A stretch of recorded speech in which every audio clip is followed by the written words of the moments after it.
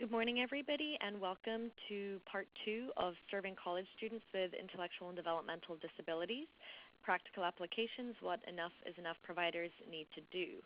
My name is Nastya Gardelova, and I'm the Senior Coordinator of Systems and Training at the New York City Alliance Against Sexual Assault. I'm thrilled to be having this conversation with you all this morning.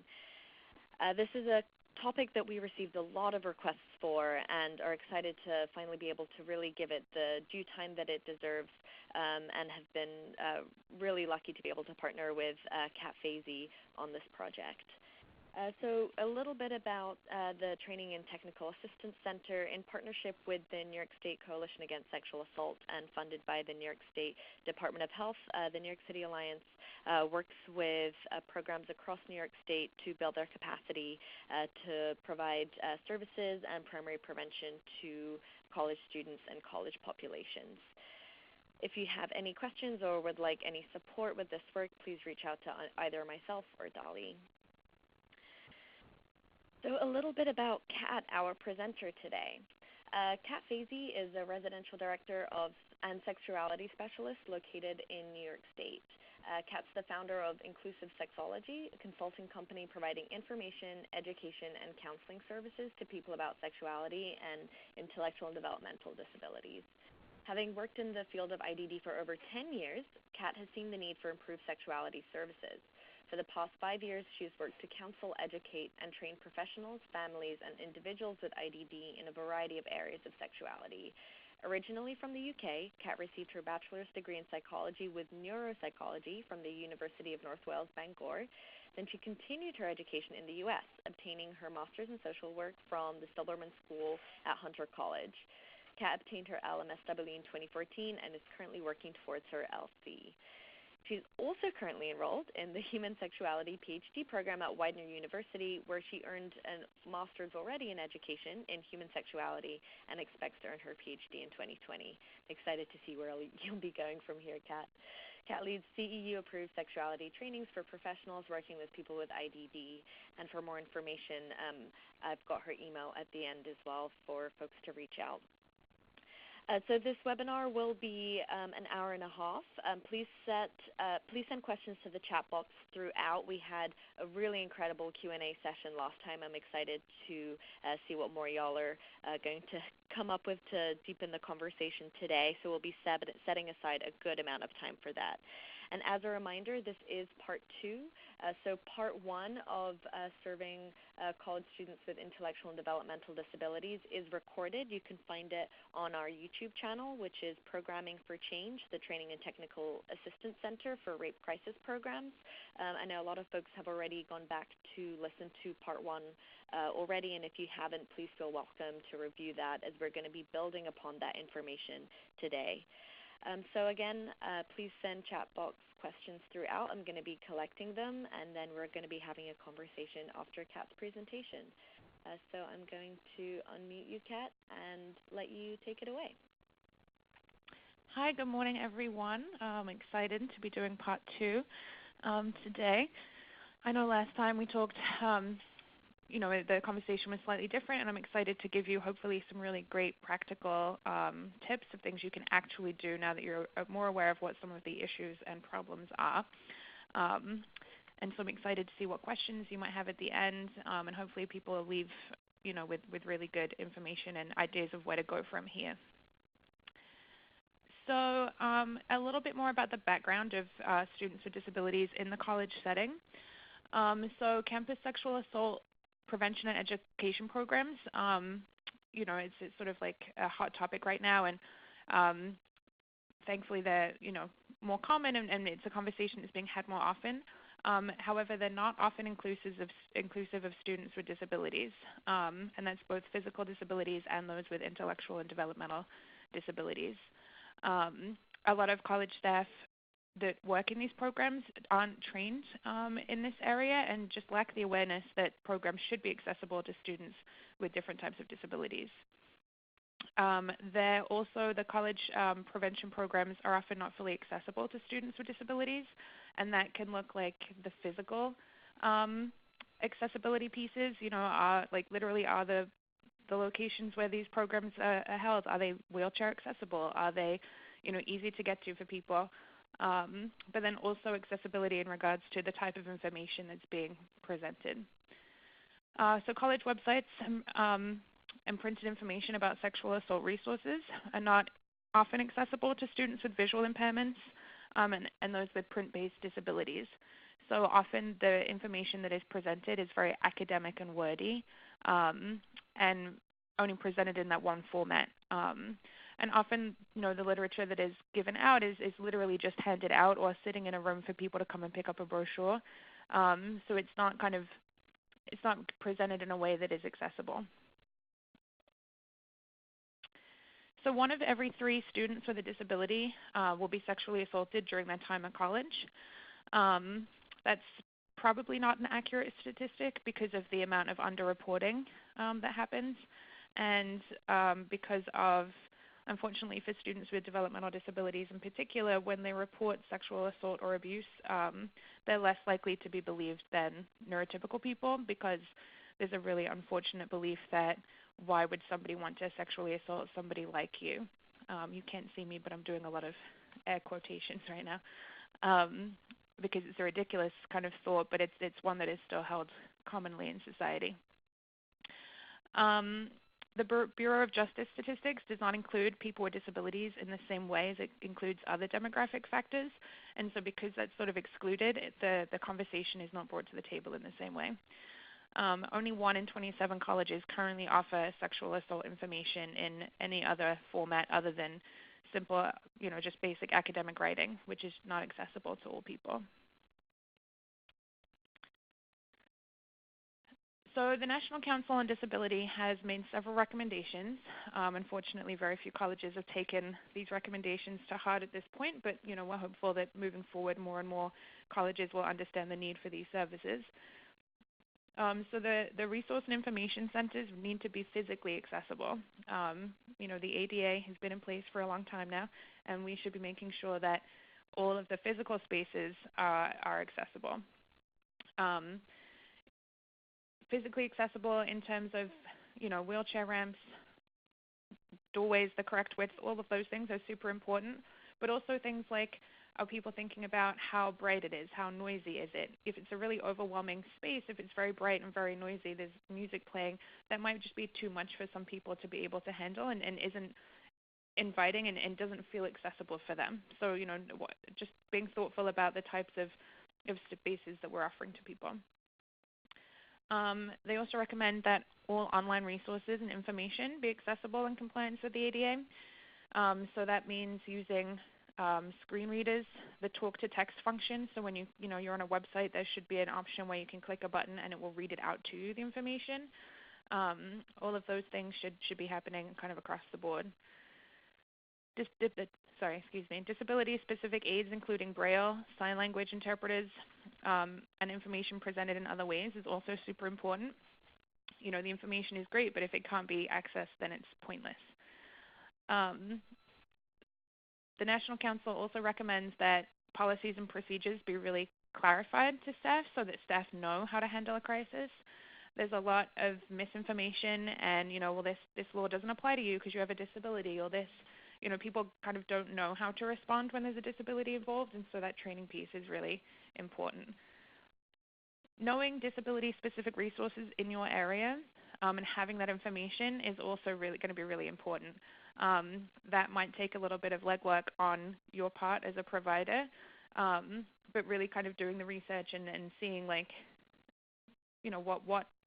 resources are available, what clinics, what doctors are known to be good with working with people with disabilities, and listening to that feedback. If you have a student that went to a clinic or a doctor's office and came back with a really negative, poor experience, and they were treated not well because of their disability, make a note of that and maybe don't refer their other students to that clinic. Kind of keep all of that information and have it on hand so that you can be proactive about providing it, as opposed to waiting for a problem to occur and then having to scramble around looking for it.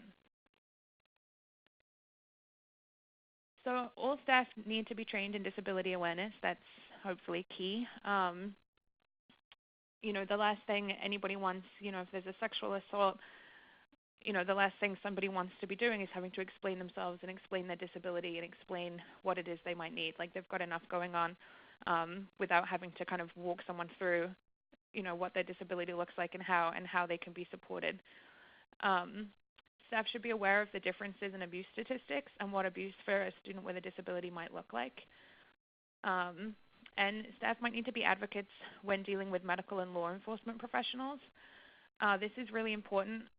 A lot of other professionals do not understand how to work with people with disabilities either. So when I take people to doctor's appointments or when I take people to court, they're often spoken over. They're not spoken to. People assume that they can't speak for themselves or can't make their own decisions. And so you really might need to be an advocate and say, like, no, this, you have to listen to this student. Like, you have to pay attention to what they're saying and make sure that they get the proper care and the proper treatment, whatever the case may be. There should be a comprehensive grievance policy that is accessible to students with disabilities. People are often afraid, I think, to get feedback from people, but if there's no way to get the feedback, then you're not going to make it better. People with disabilities are such an oppressed group of people and often don't have a voice, and so really giving them the opportunity to be able to voice their opinion or their grievances in regards to this is super important. You want to have a system in place to track sexual misconduct towards or by people with disabilities in your campus. That's really important in helping to get accurate statistics. And the more we know, the more we can educate and hopefully reduce those numbers and lower those statistics. People with disabilities should also be involved in conversations about sexual climate. That it shouldn't be that the group of people is just segregated or separate from this topic just because it's a topic about sex. You want to make sure that their voice is included and that they have everything they need. Okay, so communication is a huge piece, and so I've got a lot of sort of tips and not tricks, that's not the right word, but a lot of hints and kind of guidance of things to be thinking about when communicating with someone with a disability.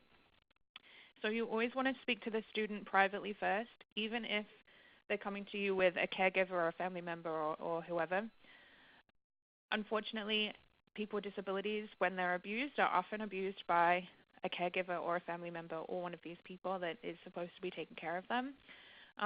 So speaking to them privately, like you might be sitting with the person who's committed the assault, so you really want to try and speak with them privately if possible.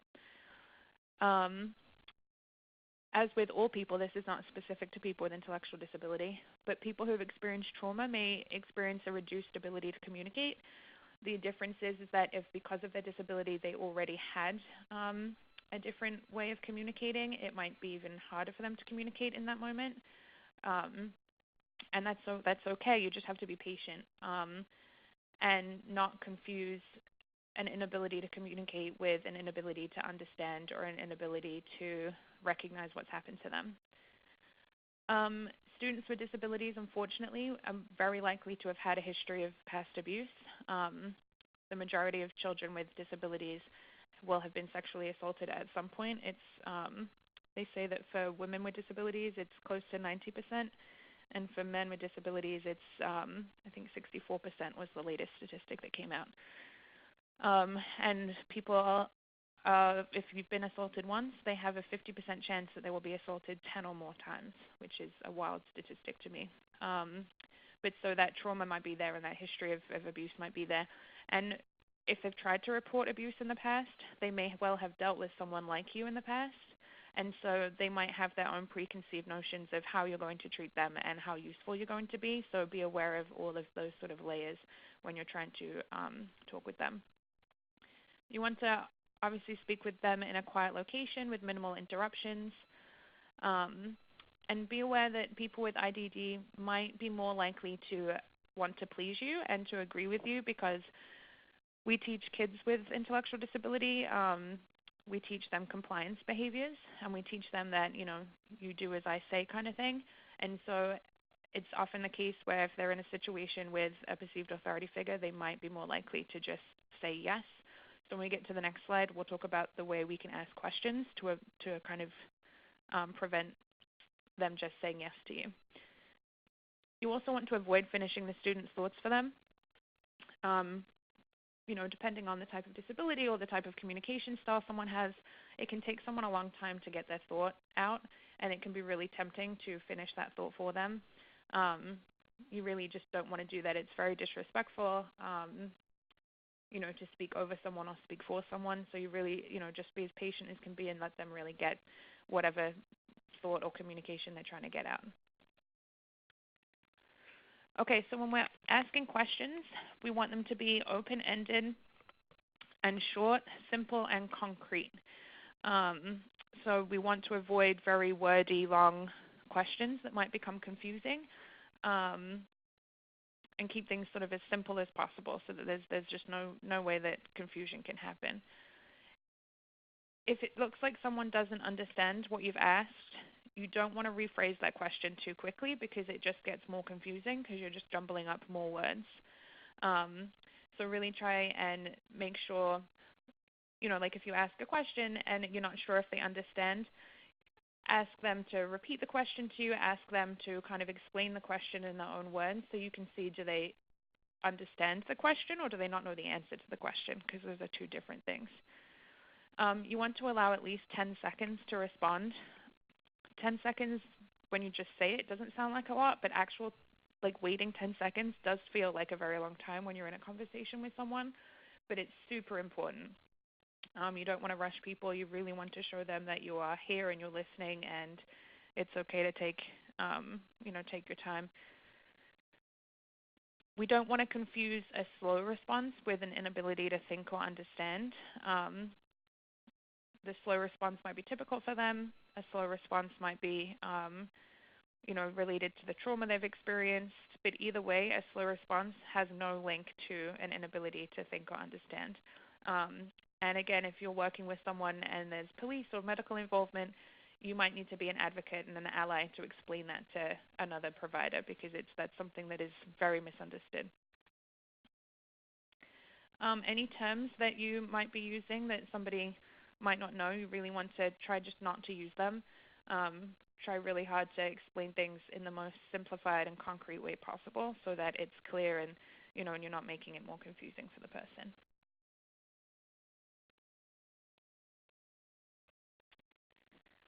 Okay, so there's something called the echo effect or echolalia. A person could be echolalic or have echolalia, and that is when you repeat a portion of what someone else has said to you. So there are different types of echolalia. Some people will repeat the first part of what they've heard. Some people will repeat the last part of what they've heard. But be aware of that. So if you ask a multiple choice question for some reason, if you say to someone, was it before you went to class or after you went to class? Somebody with echolalia might say, just repeat the last thing, right? So they might just say, after we went to class. If you're not sure that that's correct, if you switch the options, so then say, was it after you went to class or before you went to class? If they have echolalia and if they're demonstrating the echo effect, they're going to change their answer to say the last thing that they heard. So if that's the case, you want to change the way you're asking questions so you're not giving multiple choice answers because that's not an effective way for them to communicate.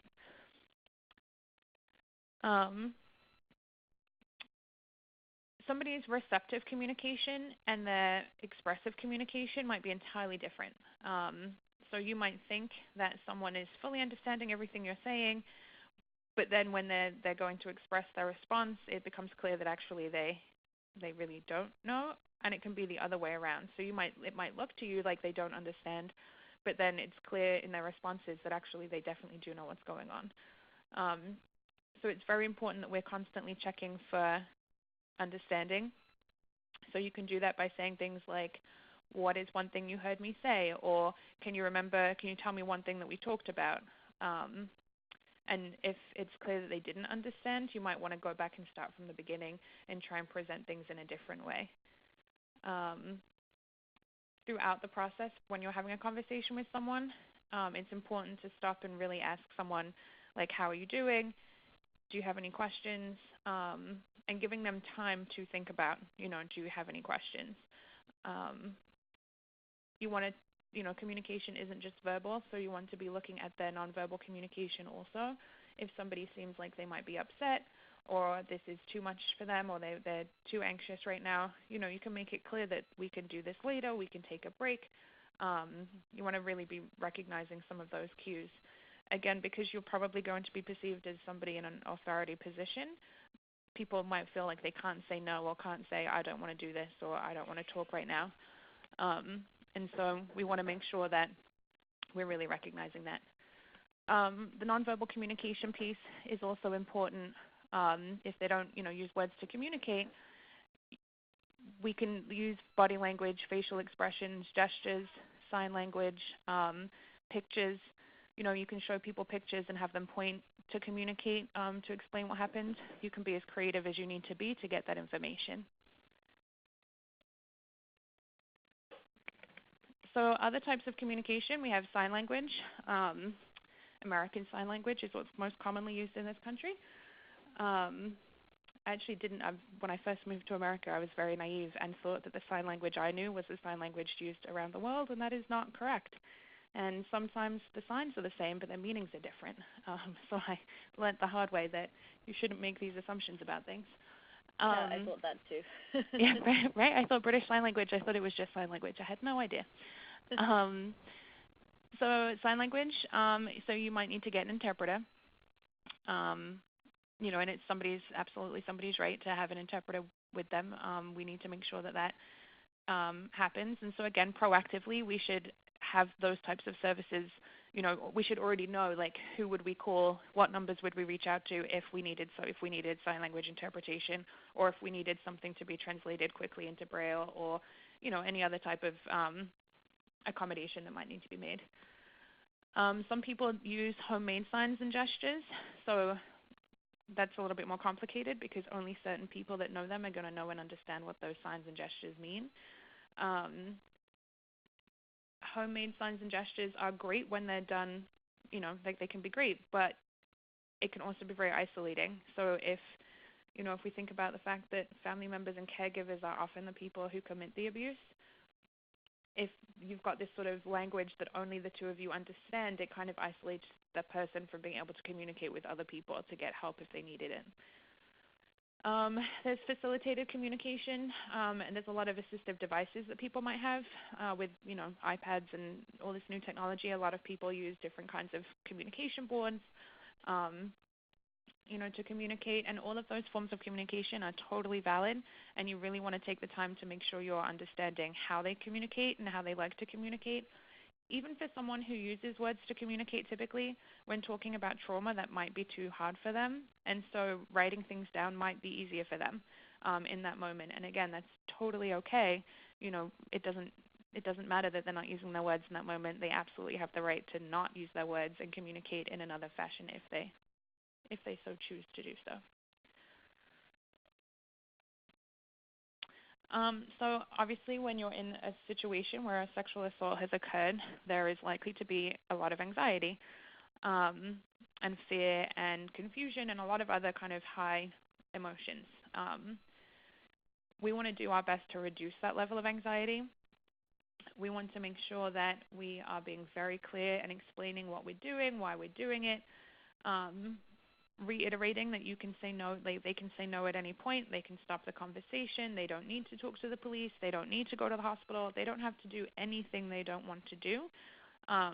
And you might need to reiterate that with a person with a disability more than you would with somebody who is neurotypical. And again, that's because of the tort compliance and that you do what somebody on authority says because that makes me good.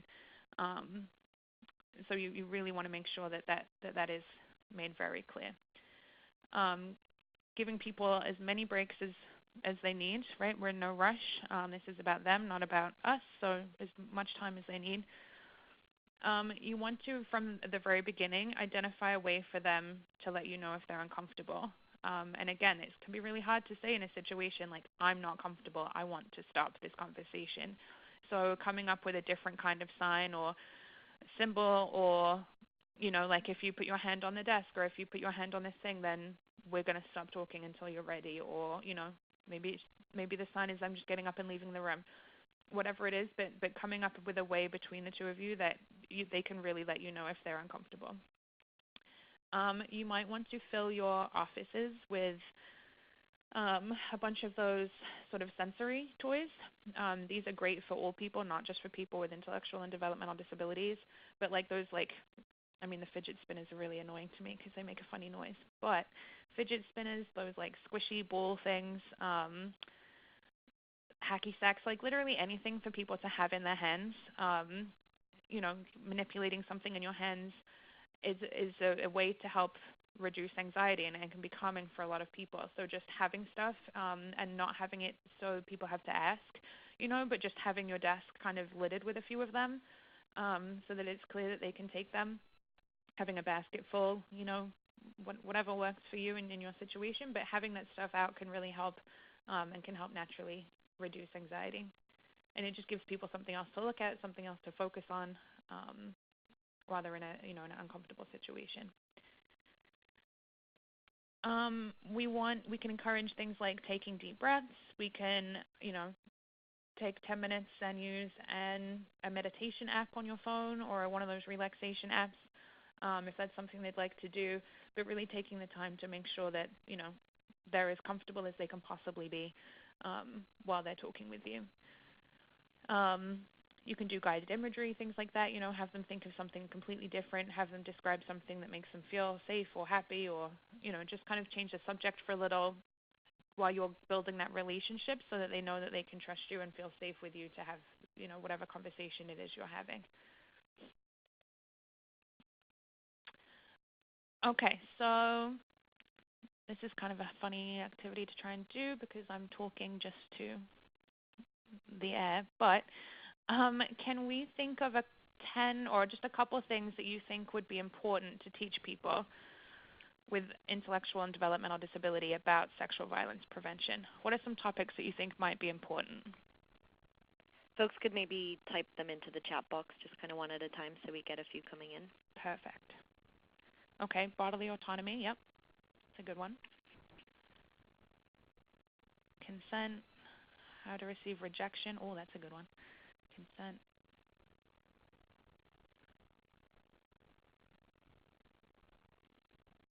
Bodily autonomy is a really interesting one to me because for students with developmental disabilities and physical disabilities,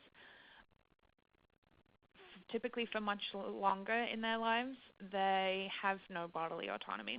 And so, you'll see kids in schools and maybe somebody's had a toileting accident or maybe, they just need help in the bathroom. Maybe there's no accident. They just, they use a wheelchair, something else, and they have some sort of need where they would need support in the bathroom. And staff, see that someone needs help and they want to be nice and they're like, yeah, I got this, I'm going to do this, without really giving any thought to, did that child want me to be the person that took them to the bathroom? Did they want me particularly? Like, would they rather wait? There could be nothing wrong with the staff person, but maybe they just don't have a good relationship, or maybe they just, there doesn't need to be a reason, right? Like, you're helping someone in a vulnerable situation. They should have the right to say no and to have a choice in who is helping them. And that typically is just not the case, and schools are having a really hard time understanding why that would be important because they're just seeing them, but they need to use the bathroom side of it. Recognizing when someone is violating bodily autonomy, boundaries. Okay, that's a good list. Okay, so now I want you to think about some topics that you think are important to teach neurotypical people about sexual violence prevention. If folks could type those into the chat box as well. Right, recognize when someone is violating your bodily autonomy, yep. Boundaries.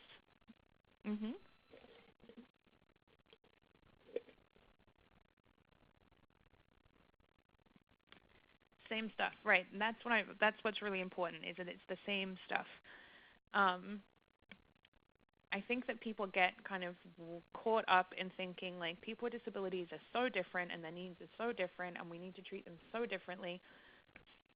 Everything that we would want to teach a neurotypical person about sexual violence prevention is exactly the same that we would want to teach somebody with a disability. How we teach it and how we present that information might look different, but they have the right to have the exact same information as everybody else. It shouldn't be that, neurotypical people learn this and people with disabilities learn that. It just shouldn't be that way. It doesn't need to be that way. You don't need to make more work for yourselves.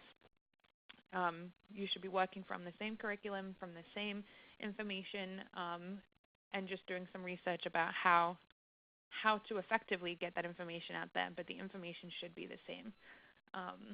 And, that people typing in the chat box, that came out pretty quickly and people kind of caught on to that pretty quickly. But you'd be surprised how many people and how many agencies and organizations I've worked with who do not understand that and really think that they have to create a whole separate curriculum to teach people with disabilities because they're different somehow. Okay, so how do we teach people with intellectual and developmental disabilities? So this list, I'll go over what each of them means, but this list is the most effective sort of evidence-based ways that we can teach people with IDD. So repetition is huge and probably the most important. You can't expect to teach somebody with IDD a really big, deep, important concept one time and expect them to remember it. That's also true for people who are neurotypical. People don't get things on the first go, so repetition is super important. Having the information available all the time and not just kind of a push once, for Sexual Awareness Month or Sexual Assault Awareness Month, but like having that repeated so it's throughout the year that they have that information. Role playing. So if you're, not maybe to do with sexual assault necessarily, but if you are working with somebody with IDD and I saw somebody put rejection in the comments. So rejection is a really hard thing, and like, how do we respond to rejection? And if you're working with a student who's just got some questions or is, maybe did something that was not responded in a way that was not okay or not appropriate, maybe role-playing some of those situations can be really useful so that they have an idea of how to respond and that they understand the ways that are more socially acceptable or legal in some cases, that this is a better way to respond than, stalking or some other behaviors that often are talked about on college campuses. Incidental teaching opportunities. So we want to use the things around us to teach. A lot of concepts, consent, boundaries, autonomy, these are not easy concepts for anybody to wrap their head around. If they were, there would be much less sexual assault happening on campuses. They're not easy concepts at all, but so we can use incidental teaching to really show people. We can pick up stories from the media, from, things that are happening in movies or TV shows, things that are happening on our own college campuses, and use those situations to explain to people what happened, right? So, if there was a marital rape case happening in the media, and because some people still believe that if you're married, it can't be rape. Such a bizarre thought, but that's something that some people still believe. If that kind of conversation was happening in the media, that could be something that you might want to use to teach about consent within relationships. Like, just because you had sex with your girlfriend yesterday doesn't mean that she's consenting to have sex with you every day. So making it basing things in reality and actually having like something concrete to show and talk about is just makes things more real and it's easier to understand, much less abstract. Modeling is similar to role playing, so you can model good behavior. You can model, how a better way to respond in a situation, those types of things. Direct instruction is sort of giving people that direct, clear information, sort of like how you'd think about people being taught in schools. Concrete language, so we want to be really careful not to use innuendos, not to use jokes. When people talk about sex, people come up with all kinds of weird and wonderful ways to get around saying the word penis or vulva or whatever, because they're uncomfortable, I think. But we want to be really, really concrete and as simple as possible with our language, so that we're really making sure people fully understand. Homework might not make sense in this setting, but having things that people can take away and work on is a great way to make sure that people are retaining that information. Um, Practice opportunities. So again, if you have sort of like social groups or just different groups on your college campuses, giving people the opportunity to practice some of these skills, like, it's super awkward to ask for consent. That's what you hear a lot, right? It's too awkward. Like, it's not sexy to do that. Like, giving people the opportunity to practice having those conversations with people in like a fun way makes it feel less awkward when an actual situation is happening. Visual aids, videos, actual objects, all really important because it brings the thought from the abstract to kind of reality and makes it easier to understand. There are some great videos that Planned Parenthood does about consent and about what consent looks like and the nuances. I think a lot of people still have that idea that, rape happens in dark alleyways and is committed by strangers, not, the reality that we probably all know about. Most people know the person that's committed the assault, and, it happens within relationships all the time, and, it isn't necessarily violent, and all of these different things. So Planned Parenthood has really good videos on YouTube kind of showing some of those nuances and showing some of those nonverbal cues of like how you can tell if someone is enjoying themselves and all that good stuff. Think about the materials that you're using when you're teaching. I hate when I go into like doctor's offices or clinics or different things and I see all the brochures that are printed out, and people want to get people's attention, right? So there's like always that like hot pink stack of papers because people want, oh, it's bright colored, I'm going to be drawn to it. When you have really bright colors like that, a lot of people struggle to read with the font, like depending on the font type and size and style and the colors. Like a lot of color combinations that are really bright and might catch your attention are really not good for people who are trying to read. So, you just want to give that some thought that like black and white works for a reason, It is one of the clearest ways to see things. You want to make sure that your font is not really small. You want to make sure that things are spaced nicely so that it's easier for people to read. Because, that can just make it really hard for people to access the information.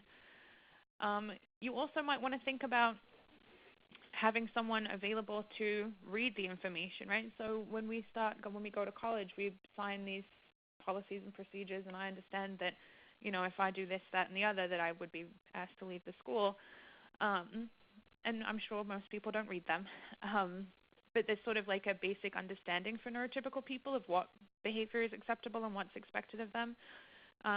We want to make sure that everybody understands that. So, maybe you meet with a student with a disability and review it with them if that's what they would like, and you really read it and explain it and answer any questions people might have so that they understand. Otherwise, what happens a lot is that people kind of get in trouble, they commit crimes, they do things, but not with any ill intention. They do things because they just don't know any better, because they've not been taught.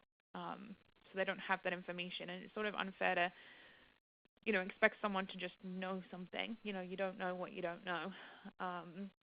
And then with all the things that people see in the media and in movies and all of the sort of stalkery type behavior that is presented in romantic comedies, people emulate that and want to do that, and it doesn't always come off the same way as it does in the movies. Also, there's, a lot of stigma and negative stereotypes around people with disabilities, and so unfortunately, like the head of the football team or whatever that is standing outside your dorm room with the boombox and doing some big romantic display of whatever, that might be interpreted one way, but the quiet, autistic kid who nobody knows too much about and who isn't, is involved socially does that, and people are going to have a different reaction. And I think that when people work with students with disabilities or people with developmental disabilities, people are afraid to have those conversations, and I think that really does people a disservice. I think that they deserve to know that, people might interpret your behaviors and your actions and your, just you as a person differently than they might someone else. And I think that pretending that that's not true doesn't help people and can really set them up for failure. And I just don't think that's fair to do to people.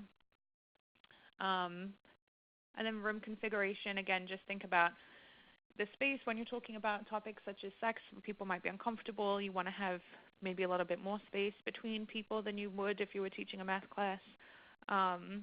If you're running some sort of group, often we will, I'm a social worker, you pull all the chairs, you sit in a circle, it's lovely. Sometimes people need to sit behind a desk, like having that physical kind of barrier is very comforting, and just think about those types of things depending on the topic, depending on what you're talking about. We want people to be as comfortable as possible.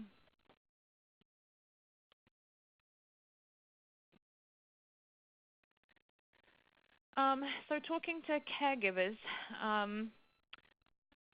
a lot of people feel strongly that sex is not for people with disabilities. A lot of parents, if they're guardians of their child, they could be 18 and in college, but their parents might still be their guardians. And so, they might be more involved than the average parent might be. And parents will often try to say that, I'm the guardian, you're not allowed to talk to my child about this. I don't want them to know about sex. I don't want them to have any of this information because it just doesn't apply to them. A guardian doesn't have the right to say or do that, first off. In the same way that, like, if a guardian said, don't feed my child, we wouldn't be able to do that. Sex and sexuality is a human right, and we're not able to just withhold information from people. But, when you're talking to caregivers or family members who are more involved, you don't want to just kind of go on the offensive and be like, well, actually, you don't have the right, we're doing it anyway. It just doesn't help anyone. So this ring of safety is something that I give to a lot of parents and caregivers to help them understand the importance, and really, educating people and giving them information. Knowledge is power, and giving them that information really does keep the abuse out and keep the positive stuff in. We know that people with disabilities are more likely to get sexually assaulted than their neurotypical peers, so it's, vitally important that people get this information. So the ring of safety has a few topics. So explaining this to parents and caregivers, we want people to know about privacy. We want people to know that they have the ability to non-comply, and we want that to be, known throughout, not just in regards to sex, but like if anyone's in any kind of uncomfortable situation, they have the ability to say no, and that's okay. We help people identify people in their lives that listen. So if you're working with a student with a disability, and they're, talking to you about assault, I always have people, I try and identify other people in their life that they can talk to, but I like to have people identify people from different avenues of their lives. So like someone in the family, a medical person, a friend, somebody, from outside, like a school or something, so that if it is somebody in your family that's committing the assault, you have people outside of that family unit to talk to. So we can go all the way around this ring of safety, and it's really only when you get back to the beginning that we're actually talking to people about sex. A lot of people don't understand the difference between sex and sexuality and all of those good things. But this could just be a really useful tool for explaining really to anyone who is saying that people with disabilities shouldn't have access to the information, or it's not as important for them to have it for some reason.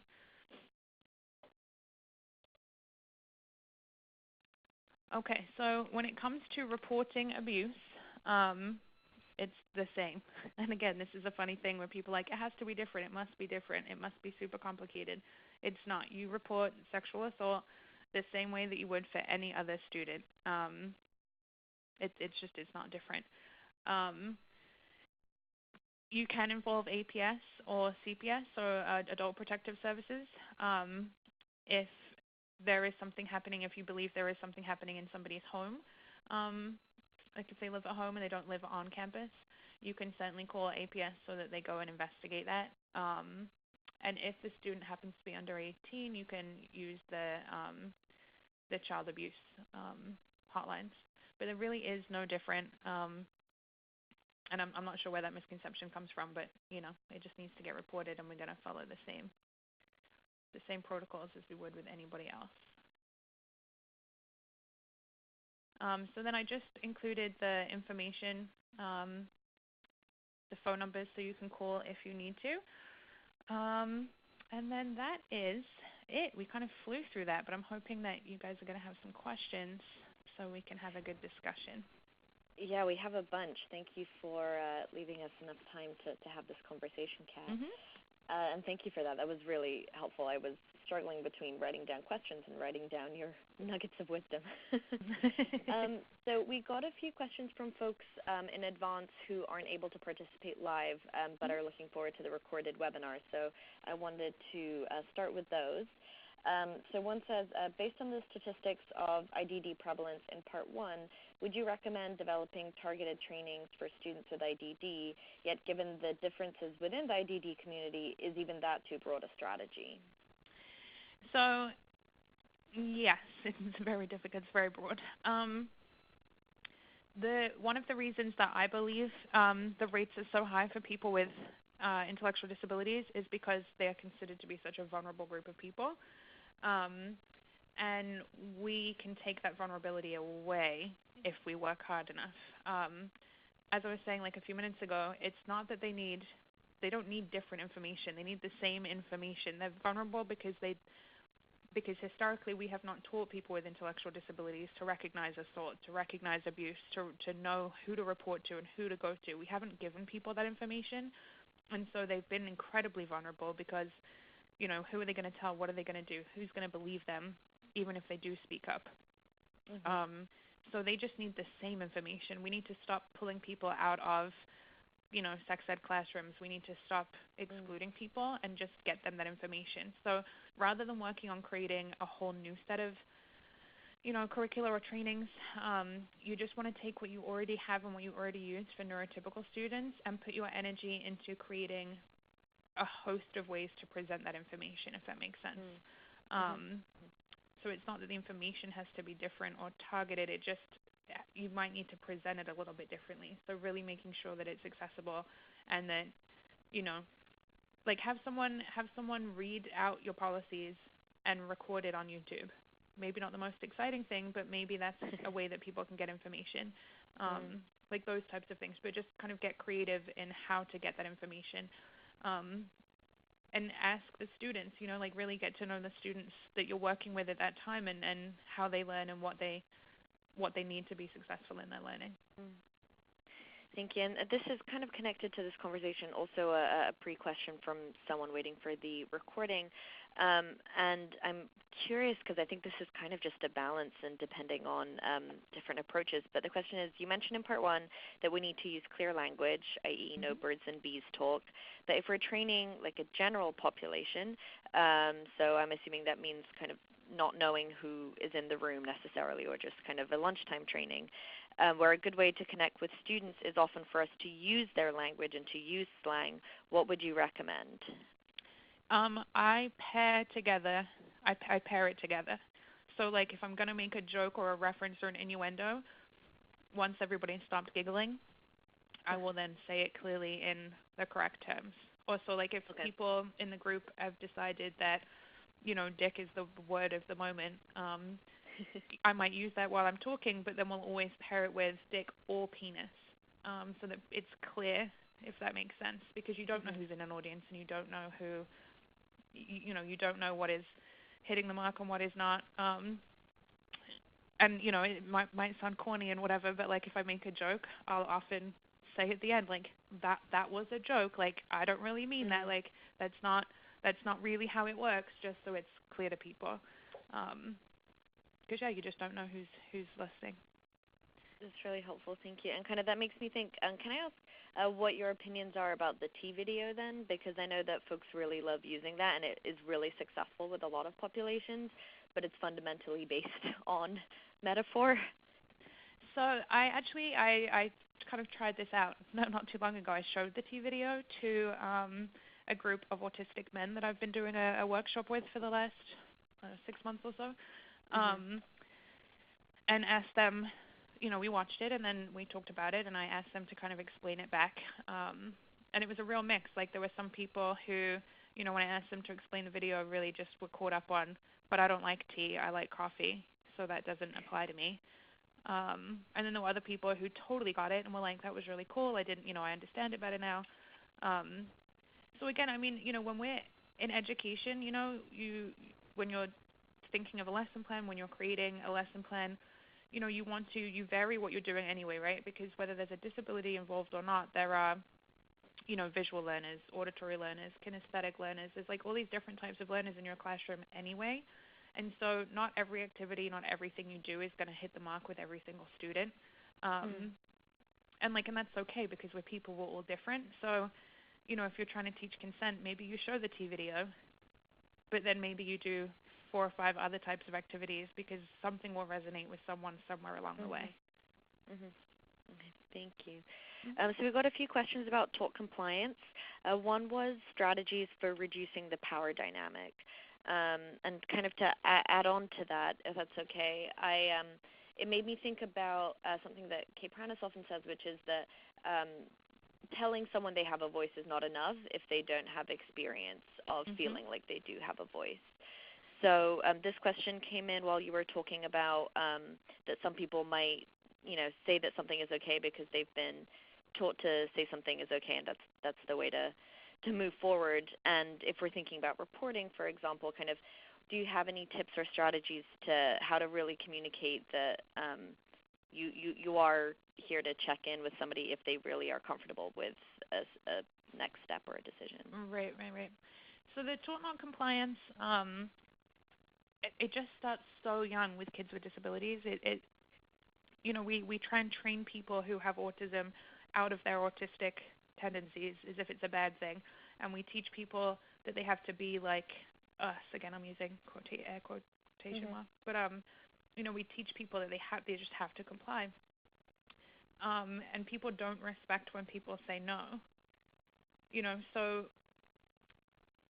by the time kids get to college, like a lot of it's sort of really deeply ingrained. For anyone who does also work with younger kids, you want to set up as many opportunities for people to say no as possible, and then respect the no. Like, don't ask if you're asking someone like, hey, you want to come with me to run this errand? If they have to come with you to run that errand because there is no other choice, don't ask the question, because if they say no and you don't acknowledge that and you don't respect that, then you've just taught them again that's they don't have a choice, they have to comply with everything. So creating situations where people can say no and it be heard and respected is important. That's sort of hard to do and hard to do kind of organically. But if anybody ever says no to anything, you just have to respect it, and you have to not push and not question why, or try and talk people into things. When it comes to reporting, you can try and do things like give examples. So, just telling someone it's okay if you don't want to do this, it's okay if you want to stop or take a break or whatever, they might not believe you. So, tell a story. It doesn't have to be factual. And if it is factual, obviously don't give any identifying information. But, tell them, like, I had a student in here last week who, went through something very similar, and they decided that they didn't want to do this and blah blah blah, and that's fine, like that's great, give examples of people who have said no, or who have stopped the process, or who have done whatever, so that they can kind of know that really is okay, and that it's going to be okay if they want to stop and take a break. Also allowing people, so that often when we meet with people for these kinds of conversations, there's a room, there's a desk, there's 2 chairs, everybody's sitting down, it feels very formal. Ask people, do you want to take a walk? Like, walking and talking can be very therapeutic. I actually do one of my therapy sessions, I do walking, just walking through town, because it's the only way that a person feels like they can comfortably talk. So like, present many options for things that you could, it doesn't have to be this sitting in a room kind of staring at each other awkwardly across the table. It just doesn't need to be that way. Thank you. We got another question about, I think this is more for maybe younger folks with IDD, but the balance between shaming versus teaching compliance with social norms so they're not teased. So I'm thinking about a situation that comes to mind, because that's all the question said. And the person who asked it, feel free to clarify if you'd like in the chat box as well. For example, my sibling has Asperger's, and we had a situation where she didn't understand why it's not okay to kind of get naked and change in front of her friends, and she's over the age of 10 now. Mm-hmm. So how do we, in that situation, kind of teach the difference so we're not shaming that activity, but nowadays it would be shamed by other peers, and we don't want to kind of isolate the friendships in that way. So some strategies there. And if I've misinterpreted that question, please feel free to send a clarification. Yeah, so I'm a big believer in honesty is just the way forth.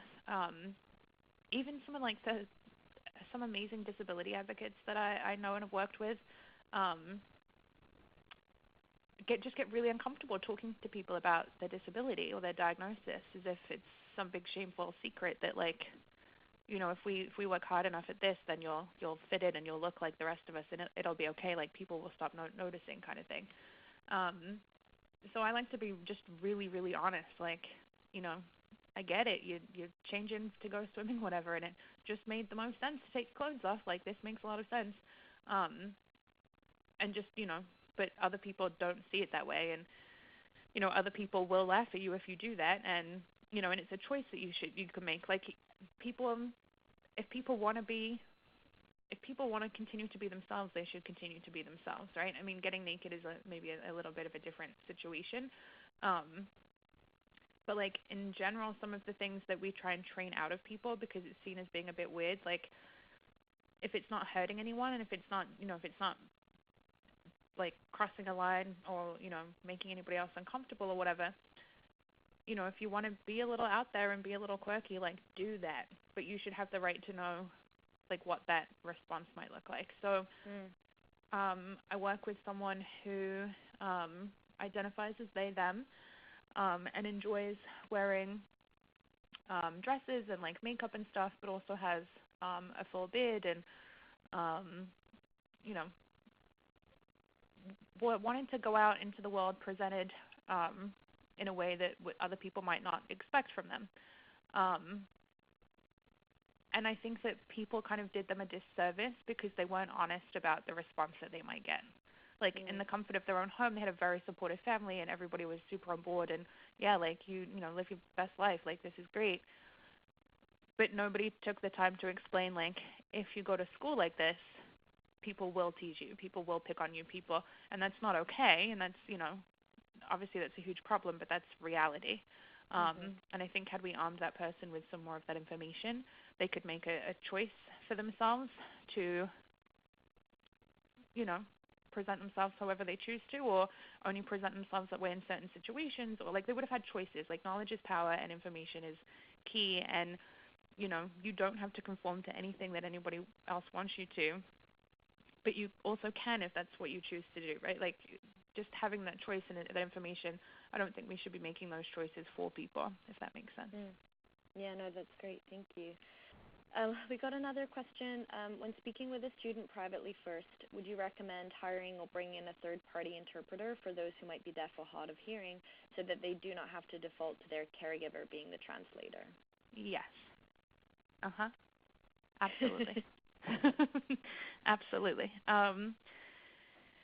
Yeah, it's really, really sad how often it is, and I think I told this story the last time, you know, about somebody who was in college who's, you know, the person that was hired to help her with, you know, kind of activities of daily living stuff, but also with taking notes in class and getting her to and from class, you know, was assaulting her on a daily basis and manipulating her and threatening her, and it was just an awful, awful situation.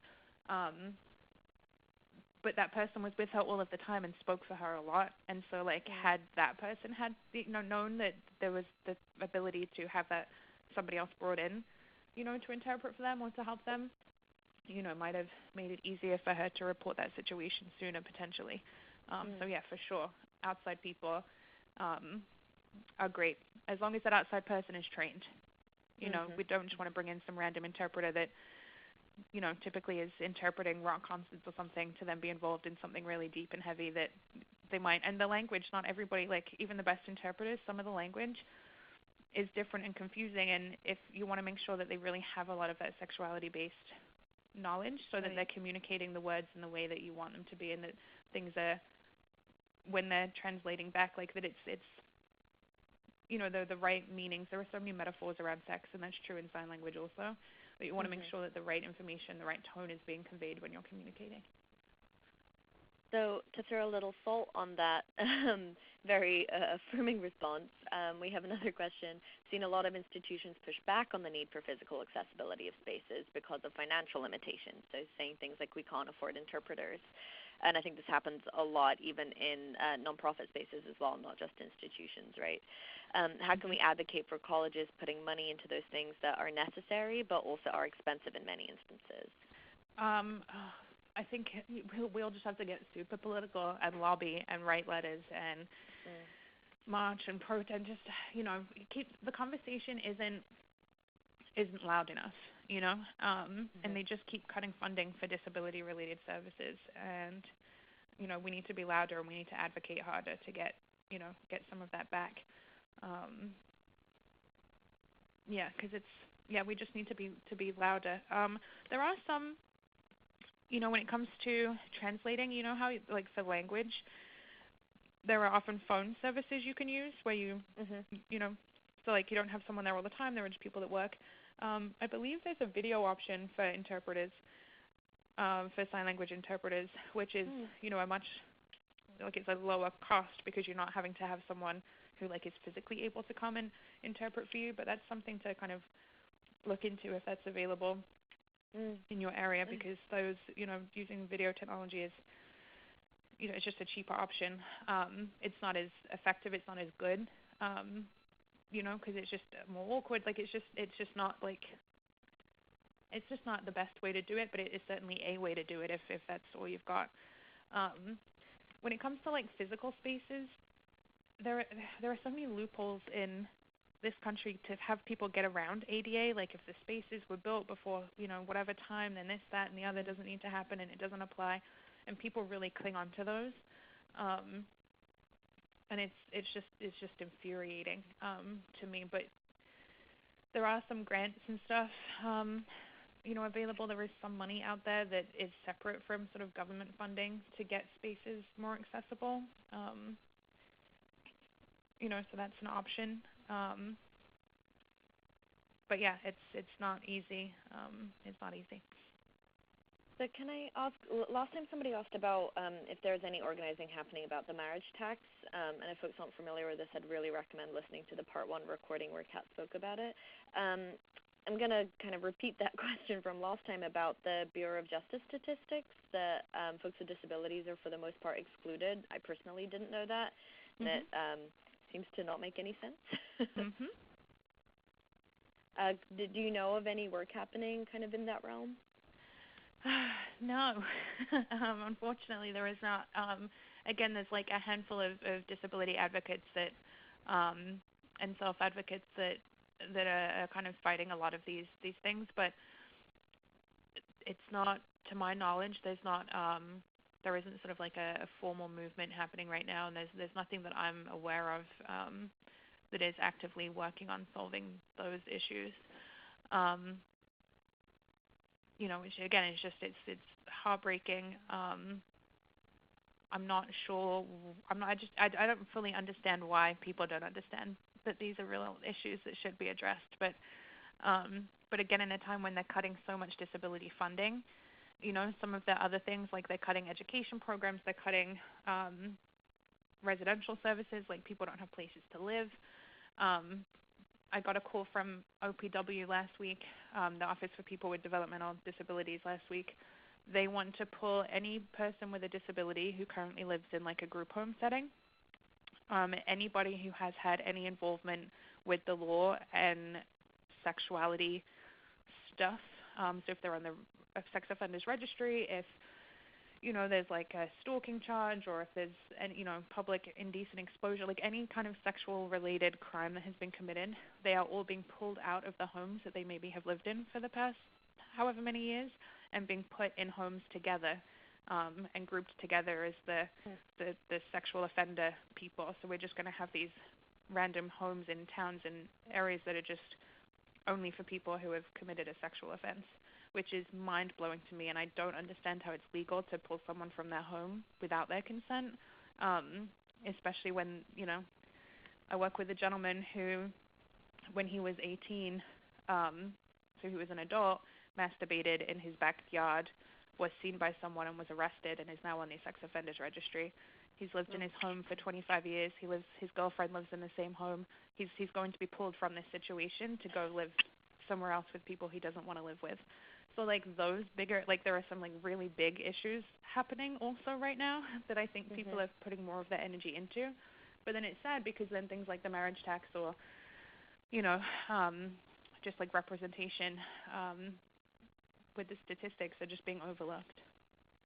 And if you, in a perfect world, what kind of statistics, what kind of breakdowns do you think we need to be collecting? Because, I know that I struggle with reminding myself that data, while not maybe sexy to all, is so critical because it results in representation and resources. What kind of breakdowns do you think we need to be seeing in the data in case folks listening in or listening to the recording are interested in kind of pushing for some of these changes? I think that, because I think some of these changes we can do in our own agencies, our own organizations, our own colleges, we can start to collect our own data, and that can kind of be sort of step one. I think that when it comes to disability and when it comes to identities, I think that we need to be asking more open questions, which is a real nightmare for data collection in general and analyzing statistics and such. But I think that we're too quick to put labels on people and put people in categories that maybe don't actually apply or make sense. So I think that we should be asking people on surveys, on intake forms, how do you identify, what is your disability? I think we should be asking them to define themselves first off, because the way that the medical community does it isn't, I don't think it's based in reality, honestly, most of the time. But I think we need to get real nitty-gritty and real specific, and really in the same way that we do with every other group of people. I don't know that it has to be different. I just think it needs to happen, if that makes sense. Yeah, no, absolutely. And so we have a few more questions, and folks feel free to send in the last couple as well. So we got a question about multiple choice that you had mentioned to avoid kind of multiple choice vocal questions. But what about online polling? So I'm thinking that they mean, like you said, visual or online polling / voting on your phone. So I'm thinking of some of those apps where you can ask a multiple choice question and people type in their answer on their phones, and then that comes up on the screen. Is that something you would also recommend against in terms of accessibility? No, I think that wouldn't. Well, it would. It's a different issue. So you wouldn't get the echo effect or the echolalia with written word. The echolalia, that's an auditory, that's a spoken thing, and a processing thing that happens for people. So, no, I don't think that would be an issue you need to worry about. Technology is complicated, so you would just want to make sure that people understood how to use the technology. But I think those apps and those things are a great way to get people's opinions. Great, thank you.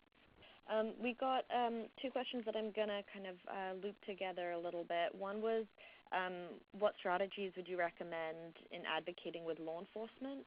And then another was, are there special considerations to bear in mind regarding reporting on behalf of someone with IDD to make it more safe? Should we consider ways to empower or engage someone with IDD? Yes, so if you're reporting a person for the safety piece, you just really want to make sure, just because of how often the person committing the assault is a caregiver, you really want to make sure that person is safe in that regard, that you're not going home to that caregiver, that they have somewhere safe, they have other people they can be with, kind of thing.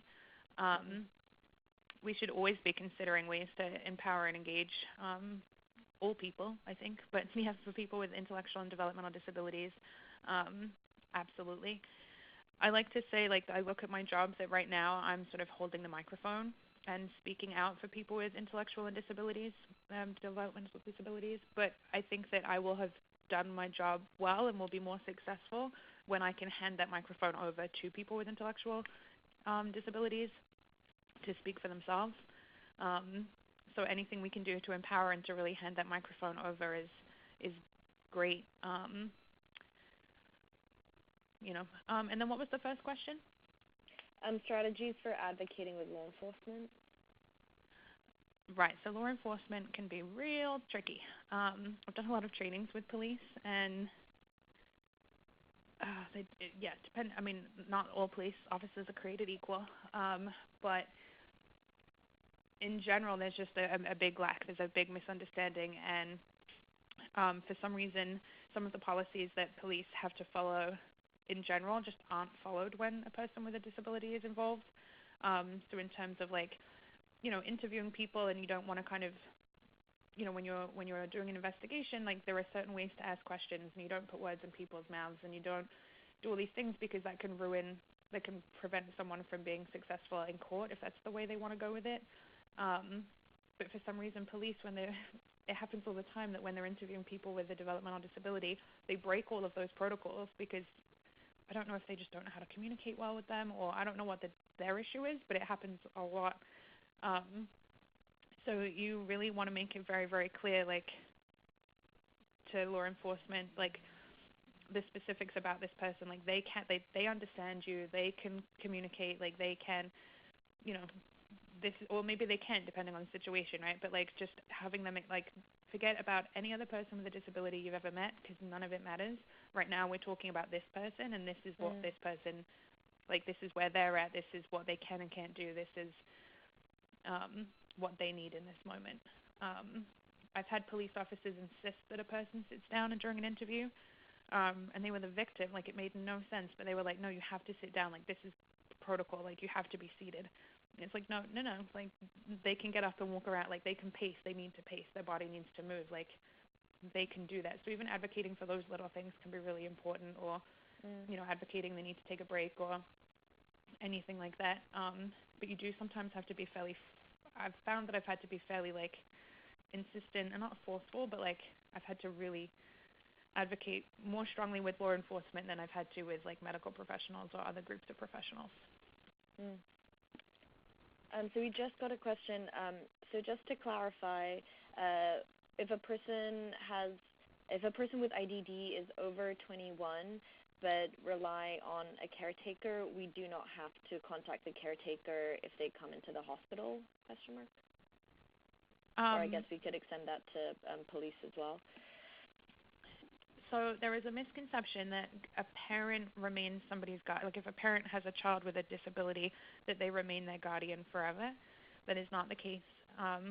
If you want to get guardianship, it's a court process. You have to go to court. It's a whole thing. It's not automatically granted. Guardianship does not mean ownership. So regardless of guardianship, if the person doesn't want you to reach out to them, you don't have to. Regardless, you do not have to reach out to the guardian to alert them of anything if the person with a disability is telling you no. So guardianship kind of has nothing to do with it. You always respect the person and what they want and need. A guardian cannot insist that a rape kit is completed or insist that it is not. A guardian cannot insist that, we're taking this to court or not. None of that has anything to do with anything. It's the person with a disability. Do they want mom to know? Do they not want mom to know? Okay. Mm-hmm. Okay. And then we have another question about bodily autonomy again. Regarding going back to the bathroom incident, do you have any strategies for checking in when we are looking at the challenge of tort compliance in one hand, and the challenge of multiple choice vocal questions in the other? I'm sorry, can you ask that again? Let me try and rephrase. Okay, so I think they are asking, going back to the example of the bathroom incident, strategies for checking in. I think if you want to suggest if that person needs help or not. When you've got challenge of tort compliance in one hand, so if you just ask, would you like me to help you, they might be feeling pressured in some way to say yes. whereas on the other hand, you have the challenge of vocal multiple choice questions. Gotcha. So not would you all like me to people be struggle with the multiple choice questions. So the echolalia, that's not something that all people have an issue with by any stretch of the imagination. And you can really check, you can very easily check it to see if that is an issue by asking the question again and switching the responses to see if their response changes. Okay. So that's a very easy kind of thing to get around. It's just something to be aware of. It's more like you kind of have, it's more like individualized and specific. Like maybe you're not asking, do you want me to help you? Because that, you know, you're probably going to say yes. Maybe you say, who would you like to help, right? Maybe there's like a visual option or a visual representation where, you know, they can point at one of, if there are 4 teachers' aides in the room, you can point at one of 4 teachers' aides, and whoever you point at will be the one to help you. You just have to be really careful with things like that because you have to honor it. Because the one time you don't, like, oh, you picked Toby to help you, but Toby's not available right now.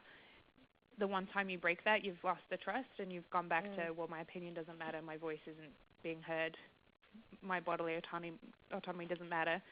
So you just have to make sure that you're being honest and genuine and you're not offering things that cannot really happen. That's helpful. Thank you. I want to ask a couple real quick eval questions, but I did also want to note for folks who may have taken these emails down from the slide, and I think it is updated in the final one, but Kat, I believe you're predominantly using the Gmail, not the YAI, correct? Yes. So I wanted to mention to folks to kind of cross out the YAI email, and if you wanted to reach out to Kat, to use the inclusive sexology one. So real quick, if folks could return to their computer screens if you've been checking something else. And I have a quick poll if people could respond to, on a scale of strongly agree to strongly disagree. There is a not applicable option as well. The statement, this online training was a good use of my time. Thank you to folks who are already answering. Give it another couple seconds. All right, thank you, everybody. And then the next question, after this training, I want to revisit my trainings to ensure that they are inclusive of students with intellectual and developmental disabilities. So again, strongly agree to strongly disagree.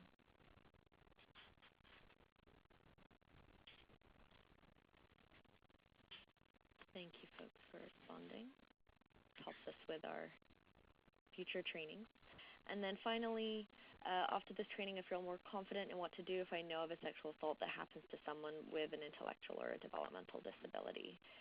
Again, on a scale of strongly agree to strongly disagree, with a not applicable option there as well for you.